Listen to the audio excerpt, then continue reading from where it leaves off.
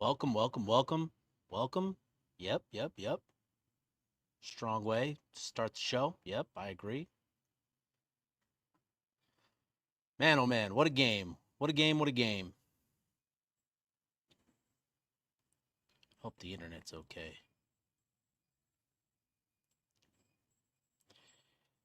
Yeah, yeah. Man, what a game, huh?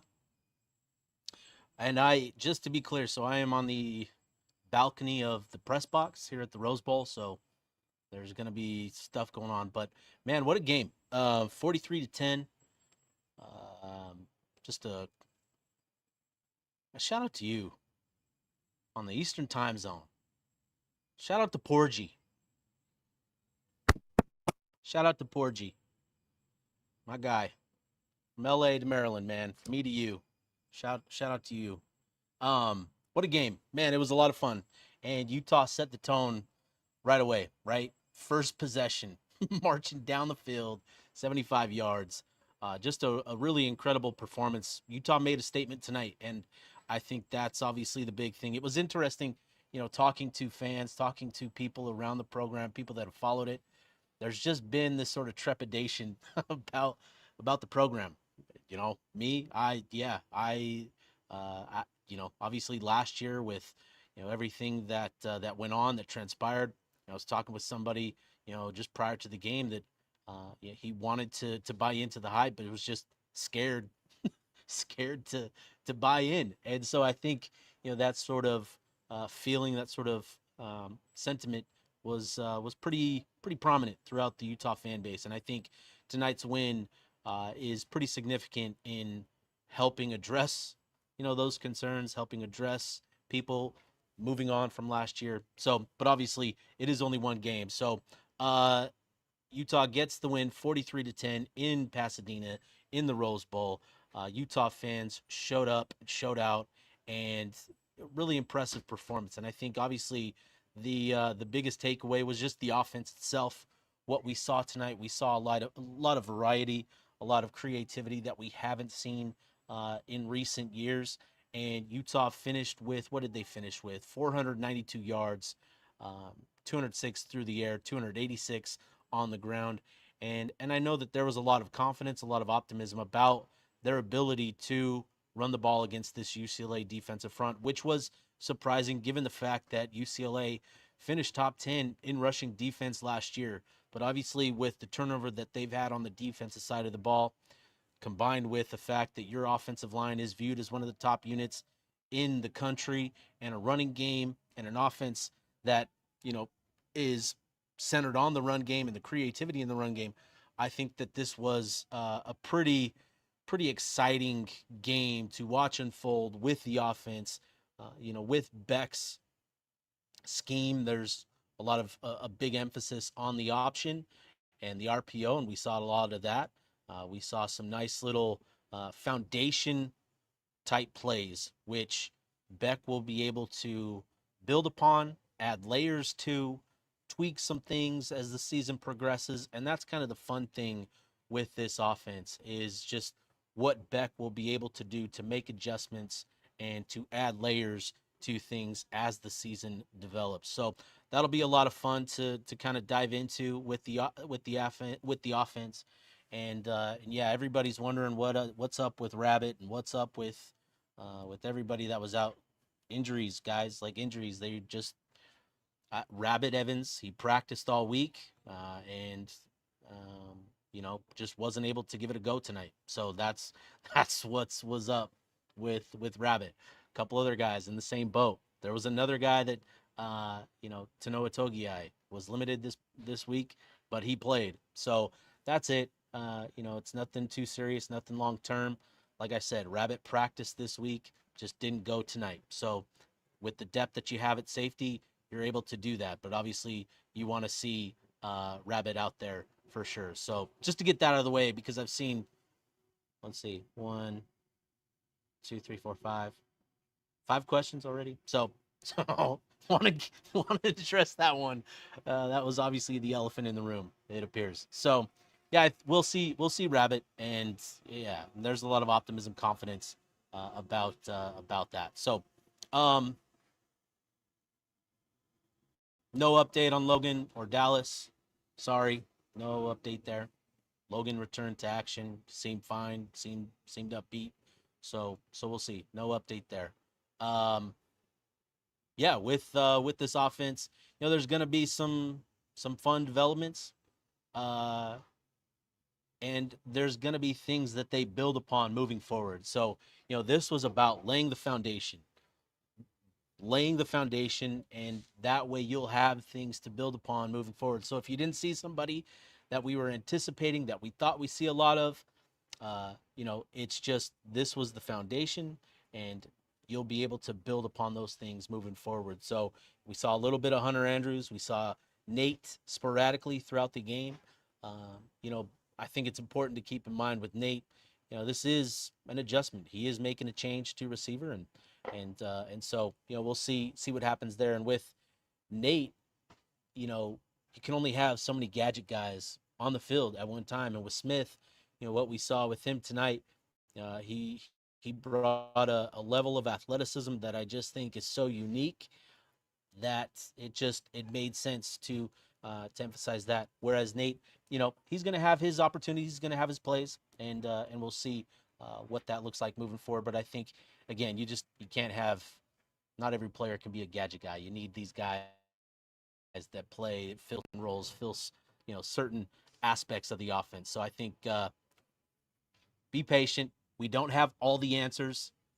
We don't have all the answers, but we got a pretty emphatic one tonight with the offensive line and run game. So that is the big key, and the point of emphasis for me is tonight was not about getting all the answers.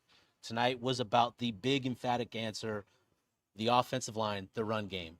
Coming into the season, they got a lot of hype, they got a lot of praise for valid reasons, and they they went out and did their thing. And I think that's, if you could have asked for one thing to come to fruition tonight, obviously we would have loved to say prior to the game a 43-10 win. But I think seeing the offensive line perform the way that it did, living up to the hype, I think everybody would have agreed that that is the thing that we had to absolutely see tonight, right? If Utah is going to be the team that we think it is, the offensive line has to be special. And tonight they were absolutely special. Utah finished the game with 286 yards on 54 carries for an average of 5.3 yards per play. And so, that's the sort of production you need from the run game. And I think Whittingham made the point that they were 14 of 16 on third downs. Do we remember how rough it was on third down last year? And just conversion downs in general, because they also went on fourth one time. So they finished 15 to 17 on conversion downs, which is that's incredible. And that speaks to the situations that you're in. You're in favorable situations. You're in short yardage situations to maximize your ability to convert those plays. And let me see here. How many of those 17 third downs were short?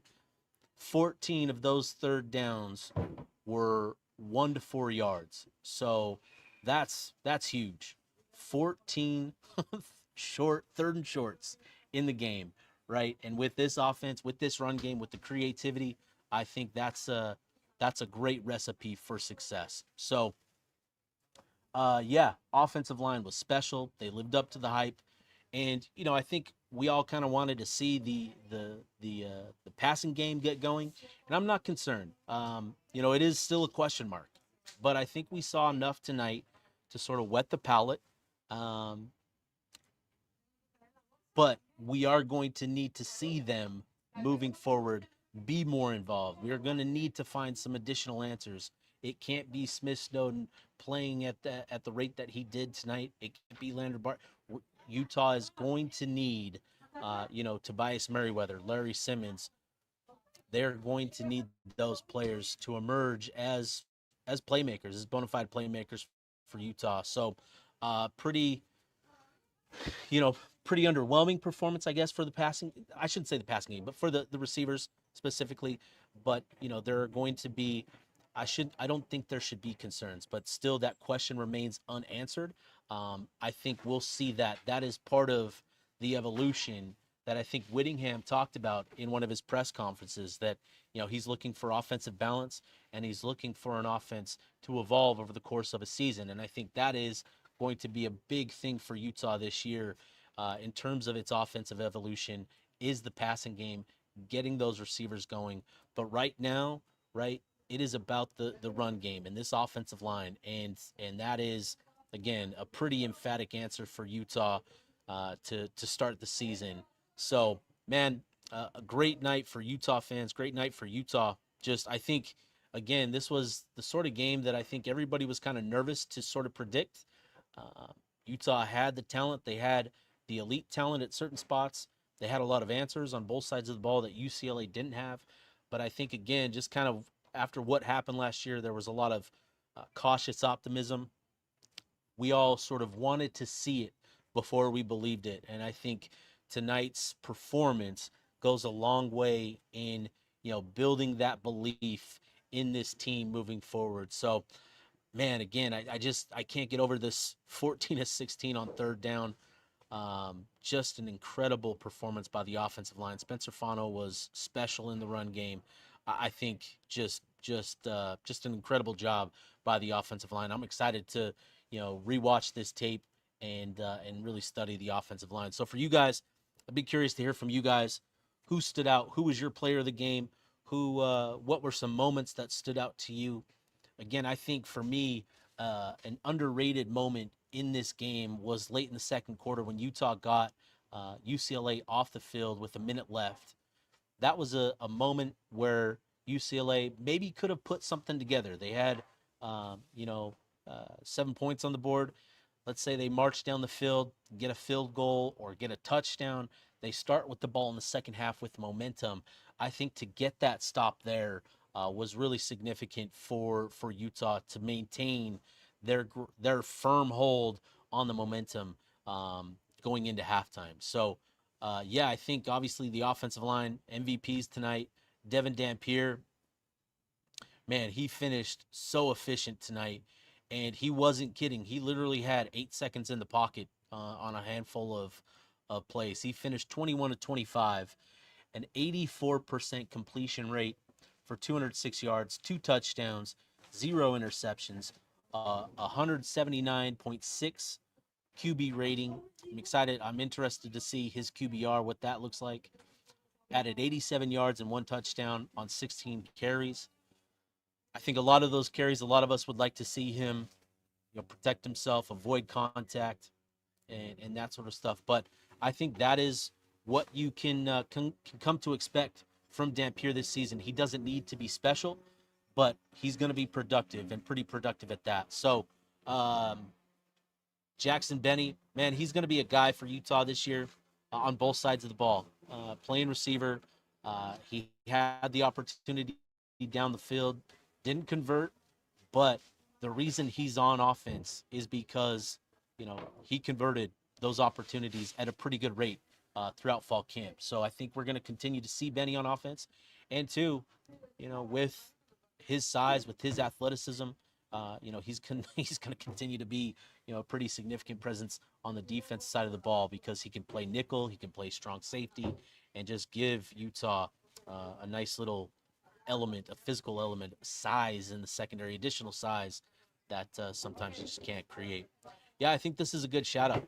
Nakari Rogers was really impressive, and I don't think we gave him enough credit for what he brought to the offense. He was somebody that I felt would really benefit from playing behind this offensive line. But everybody, you put me back there, I could pick up 2 yards. I could benefit from this offensive line. But I think Nakari, he has that toughness where, he can pick up the 2 to 3 yards that the offensive line is going to give him, and then he can create 3 to 4 additional yards, whether it be through a strong cut or just powering through people running tough. I think that sort of element is really, really nice. And then too, with Wayshawn, we put it on the deck, which you don't want to see. You got to protect that ball. But, I feel like Wayshawn runs with a good patience, runs with good vision and athleticism and toughness that I think is going to continue to be a really big thing for Utah this season. So again, would be curious to hear from you guys. Who were your standouts? Who were who or what were the big time moments for you. Dylan Curtis knocking in a 54-yard field goal at sea level. I think that's pretty significant. Once we get up back to Salt Lake City for a game, Wyoming the week after that, be curious to see what sort of field goal attempt he he tries in those games. But yeah, Dylan Curtis, man, think